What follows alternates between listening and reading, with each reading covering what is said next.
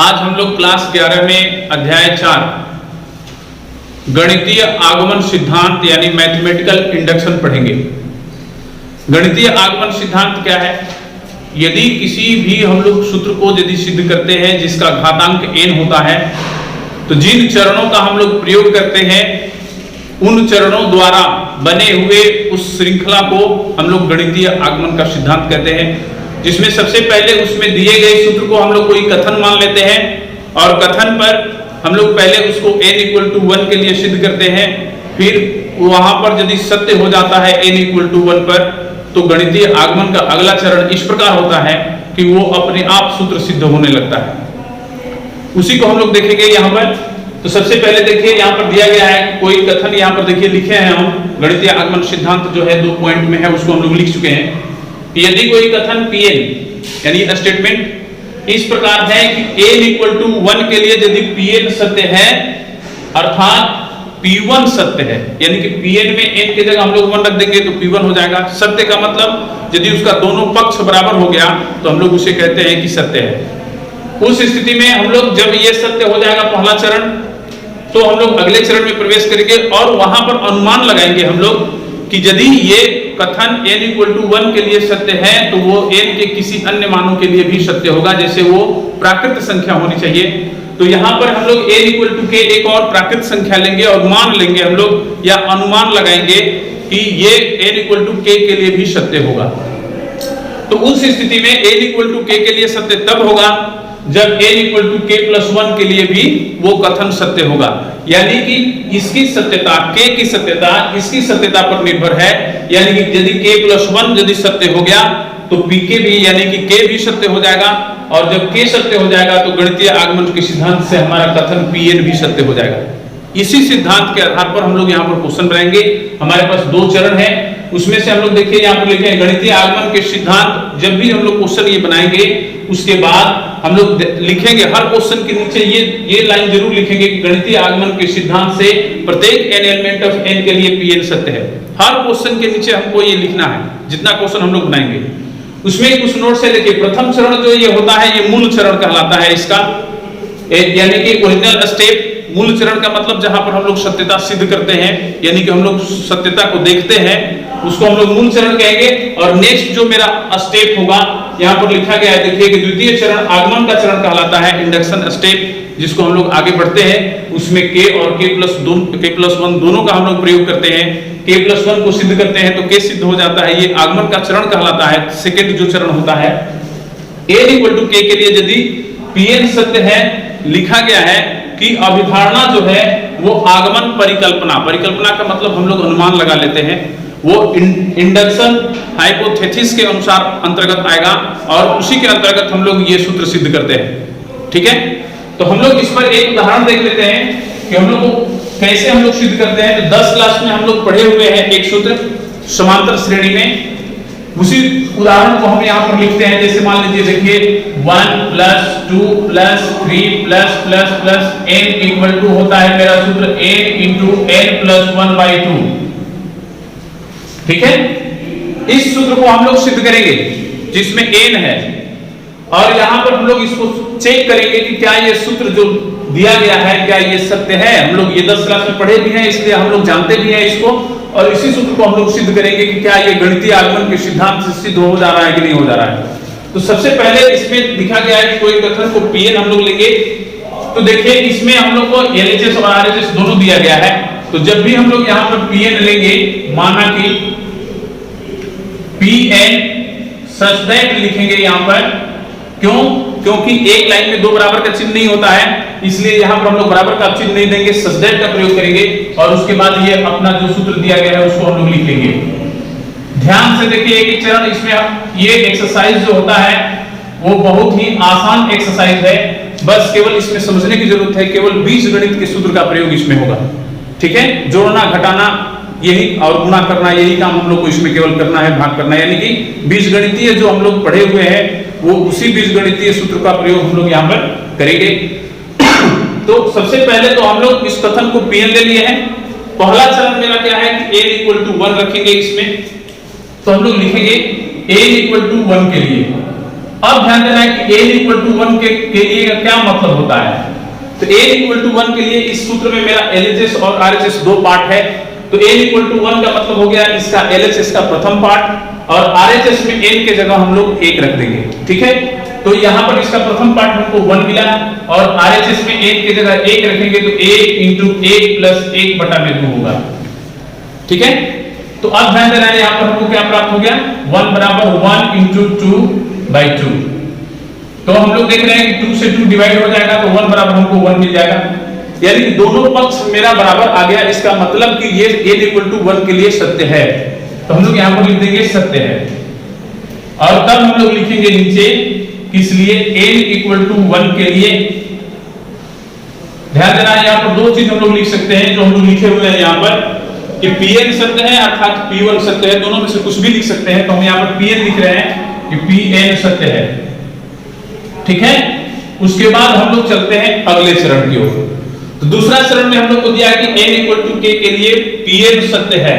तो फिर हम लोग करते हैं यहाँ पर लिखते हैं n इक्वल टू k के लिए Pn सत्य है,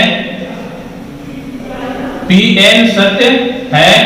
तो हम लोग यहाँ पर परिकल्पना करते हैं इस चीज को कि n इक्वल टू k के लिए भी सत्य ये होगा, लेकिन ये हम पूरा कंफर्म के साथ नहीं कह सकते हैं कि n इक्वल टू k पर वो सत्य हो ही जाएगा।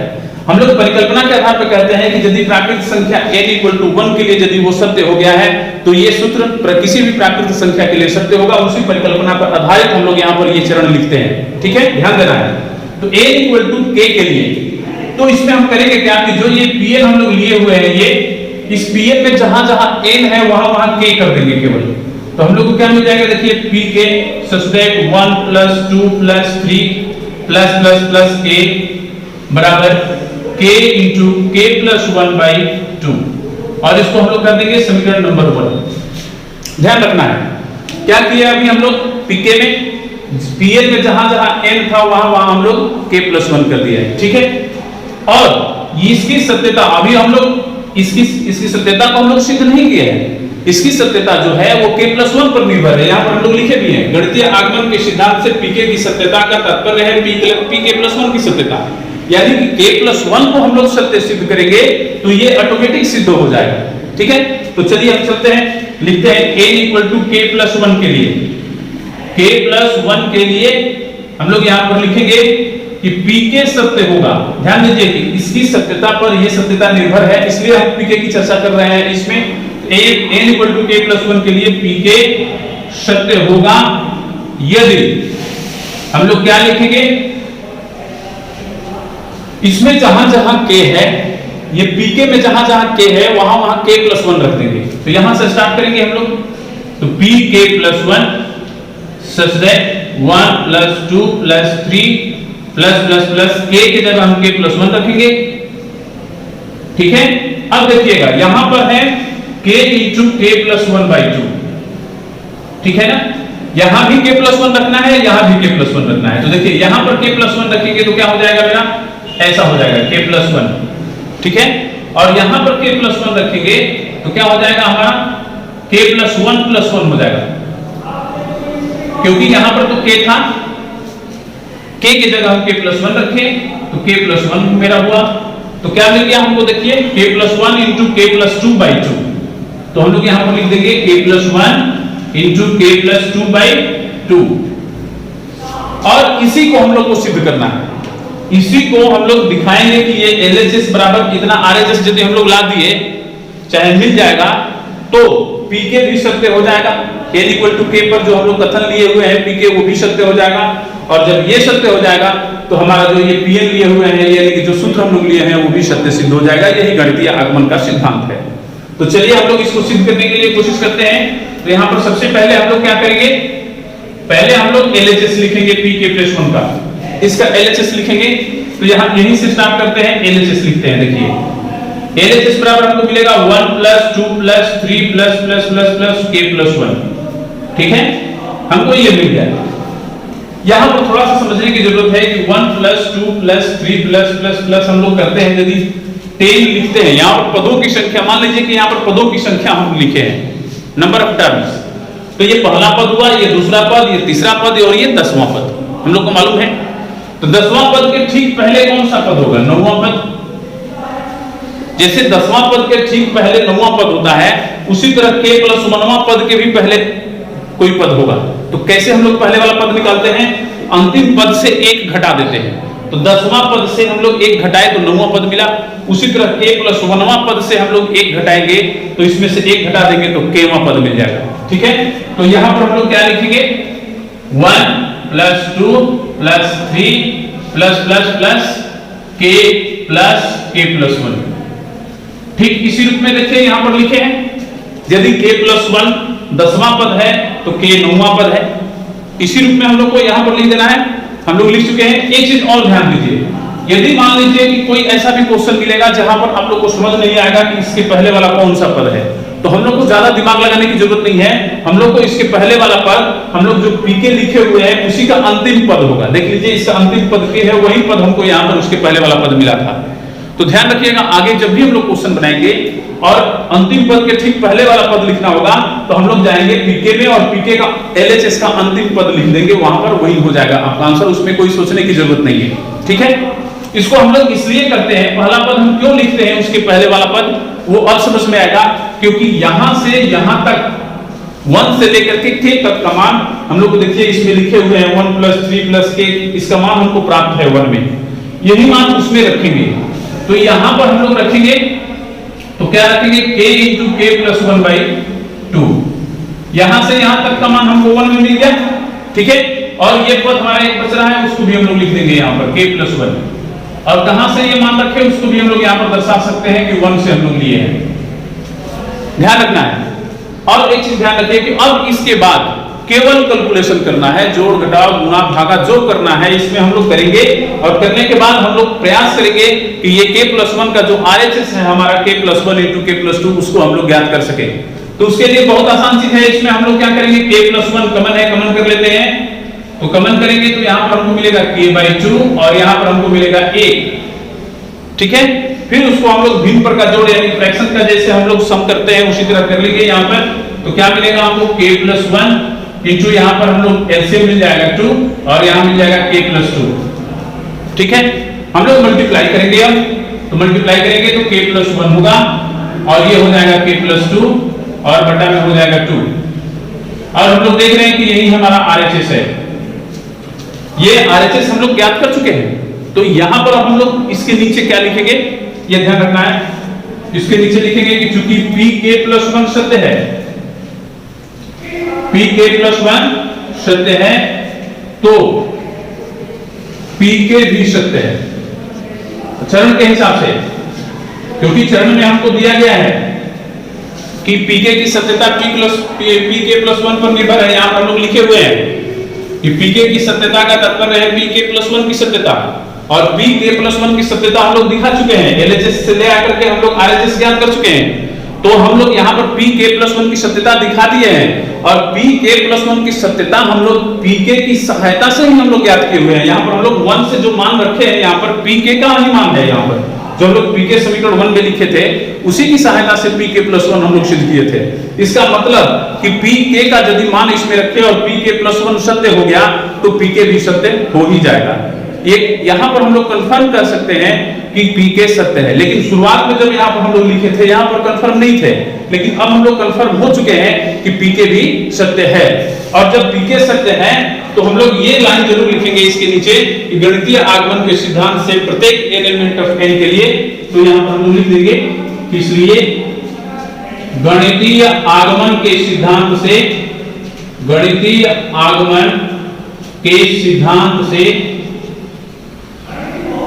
प्रत्येक n एलिमेंट ऑफ n के लिए, प्रत्येक n एलिमेंट ऑफ n के लिए Pn सत्य है। इसका अर्थ क्या हुआ ये भी हम लोग देखेंगे कि इसका अर्थ हम लोग क्यों लिखते हैं इसको। तो ध्यान देना है यहाँ पर हम लोग क्लियर लिखे हुए हैं कि गणितीय आगमन के सिद्धांत यानी कि इसका हम लोग प्रयोग किए हैं। और यहाँ पर दिया है कि प्रत्येक n एलिमेंट ऑफ n, ये छोटा n जो है वो प्राकृत संख्या का अवयव है और जो भी हम लोग ये गणितीय आगमन का चरण लेके चल रहे हैं वो प्राकृत संख्या पर ही चले हुए हैं। क्योंकि हमको जानते हैं कि प्राकृतिक संख्या एक, एक के बाद दो, दो के बाद एन, एन के बाद केवा के बाद के प्लस 1 ऐसा पद हमको प्राप्त होता है। तो यहाँ पर प्राकृतिक संख्या पर ही हम लोग इस सूत्र को सिद्ध करते हैं, इसलिए यहाँ पर उसका सिंबल देते हैं कि प्रत्येक एन एलिमेंट ऑफ एन के मतलब सभी प्राकृतिक संख्याओं के लिए ये गणितीय आगमन सिद्धांत के अनुसार ये सत्य है। ठीक है, तो इसकी सत्यता आप लोग सिद्ध कर चुके हैं, तो जो 10 क्लास में हम लोग सूत्र पढ़े हुए थे, इसी पे सेम आधारित आपको एक्सरसाइज बनाना है और ध्यान रखना है कि आपको प्रत्येक क्वेश्चन में ऐसे Pn लेना है, n = 1 लेना है, उसको सत्य दिखाना है, k लिखिएगा, n = k के लिए भी आप लोग लिख करके समीकरण 1 कर लीजिएगा और इसी k में k+1 करके pk+1 हम लोग लिख लेंगे। यहां तक लिखने में किसी को कोई समस्या नहीं आएगी, क्योंकि यहां से यहां तक सब क्वेश्चन में सेम ही करना है। आपको यदि दिक्कत आएगा तो इसमें यहां पर हमको दिक्कत आने वाला है कि यहां पर हम लोग अब क्या करें कि हमको RHS प्राप्त हो जाए। तो हम लोग क्वेश्चन बनाएंगे तो ऑटोमेटिक हमको वो रिजल्ट मिलने लगता है कि हमको क्या करना है। ठीक है, इस क्लास में हम लोग गणितीय आगमन सिद्धांत के बारे में पढ़े। इसका प्रयोग हम लोग अगले क्लास में क्वेश्चन बनाने में करेंगे। जो आज के लिए इतना ही, धन्यवाद।